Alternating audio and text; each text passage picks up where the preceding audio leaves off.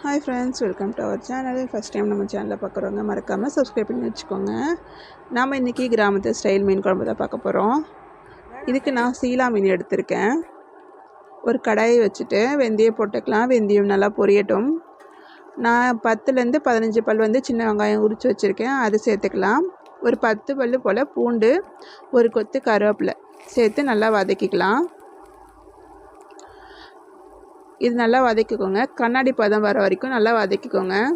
சின்ன வெங்காயமும் அந்த புளிக்குழம்பு மீன் குழம்புல போட்டு சாப்பிட்றதே ஒரு தனி டேஸ்ட்டு தான் இருக்கும் சின்ன வெங்காயம். அதுக்காகவே இன்னும் எக்ஸ்ட்ரா போட்டு கூட நம்ம சாப்பிட்லாம். அதில் அவ்வளோ மருத்துவ குணமும் இருக்குது சின்ன வெங்காயத்தில்.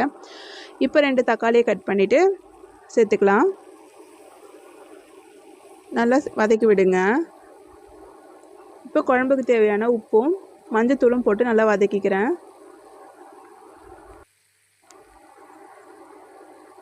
உப்பு மஞ்சத்தூளும் போட்டு நல்லா வதக்கிக்கோங்க. நல்லா வெங்காயம் தக்காளி எல்லாம் சுருண்டு நல்லா வதங்கட்டும். சுருளை வதங்கணும்.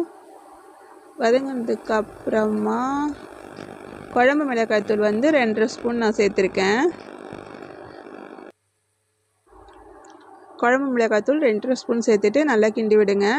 நான் நம்ம வீட்டில் இருக்க பழைய புளி தான் சேர்த்துருக்கேன். எப்பயுமே மீன் குழம்பு புளி குழம்புனா இந்த மாதிரி பழைய புளி சேர்த்திங்கன்னா குழம்பு இன்னுமே டேஸ்ட் கொடுக்கும். உங்களுக்கு வேண்டாம்னு நினச்சிங்கன்னா நீங்கள் புது புளி கூட சேர்த்துக்கலாம், இல்லை ரெண்டும் கலந்து கூடவே நீங்கள் சேர்த்துக்கலாம்.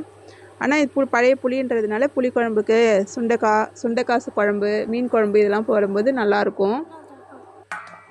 குழம்பு மூடி 10 நிமிஷம் மூடி போட்டு மூடி வச்சுருங்க. குழம்பு நல்லா கொதித்து சுண்டி வரட்டும்.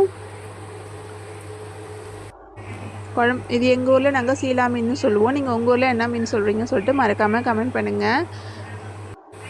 குழம்பு பார்த்திங்கன்னா நல்லா சுண்டி வந்துடுச்சு, எண்ணெயெல்லாம் பிரிஞ்சு வந்துடுச்சுங்க. இப்போ நம்ம எடுத்து வச்சுருக்க மீனை சேர்த்துக்கலாம். ஒன்று ஒன்றா சேர்த்துக்கோங்க. சேர்த்துட்டு ஆனால் மீனை கிண்டி விடாதீங்க. தட்டு போட்டு மூடி வச்சிங்கன்னா ஒரு 10 நிமிஷத்தில் மீன் வெந்துடும். அப்புறம் நீங்கள் எடுத்துக்கலாம். என்றைக்குமே இன்றைக்கி வைக்கிறத விட மீன் குழம்பு மறுநாள் சாப்பிட்டா தான் டேஸ்ட்டாக இருக்கும்.